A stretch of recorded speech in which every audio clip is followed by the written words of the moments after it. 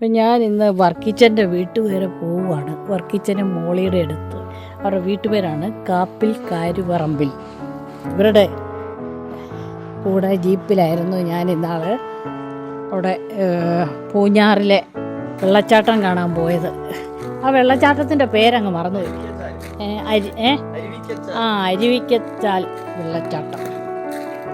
മോളിയുടെ ചെടിയൊക്കെ കണ്ട് ഇങ്ങനെ അങ്ങ് പോയേക്കാം.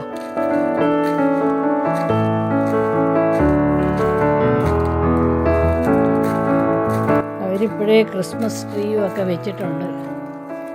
രണ്ടുപേരും മാത്രമേ ഉള്ളൂ. 2 മക്കളുണ്ട്. ഒരാൾ ന്യൂസിലാൻഡിലും ഒരാൾ UK-യിലുമാണ്. ഇവിടെ അഭിയു ഉണ്ടെന്ന് പറഞ്ഞുകൊണ്ട് ഞാൻ വന്നതാണ്.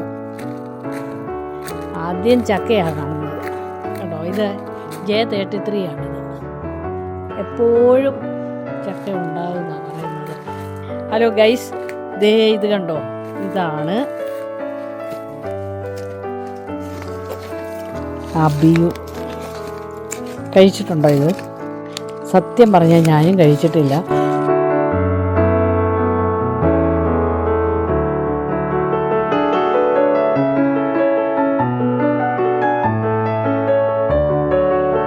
ഇഷ്ടം പോലെ അഭിയു പിടിച്ചിട്ടുണ്ട്. കഴിഞ്ഞ കൊല്ലം ഇത്രയില്ലായിരുന്നു എന്നാണ് പറയുന്നത്.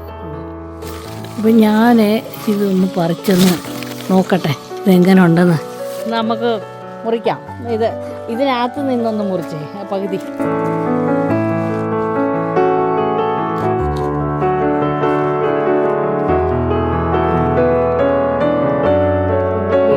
ചിലതിനകത്തൊക്കെ 2 കായ് കാണുമെന്നാണ് പറയുന്നത്. ഈ കുരു ഈ അഭിയുവിനകത്ത്, ഇതിനകത്ത് ഒന്നേ ഉള്ളെന്ന് തോന്നുന്നു അല്ലേ?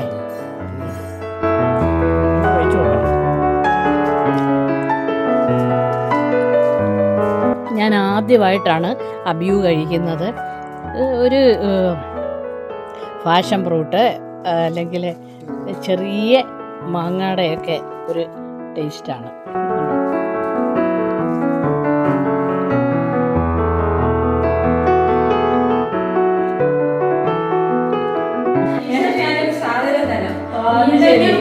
പുട്ടുണ്ടാക്കാം, പിടിയും കോഴി ഉണ്ടാക്കാം, പിടി ഉണ്ടാക്കാം. അതിന് നല്ലതാ. ഒത്തിരി ഔഷധ ഗുണമുള്ള സാധനം ഈന്തങ്ങാപ്പൊടി അല്ലേ? ഈന്തങ്ങ ഞാൻ കണ്ടിട്ടുണ്ട്. പഴയ വീടിൻ്റെ അടുത്ത്, ഞങ്ങളുടെ പഴയ വീടിൻ്റെ അടുത്ത് ഒരു ഈന്തങ്ങ.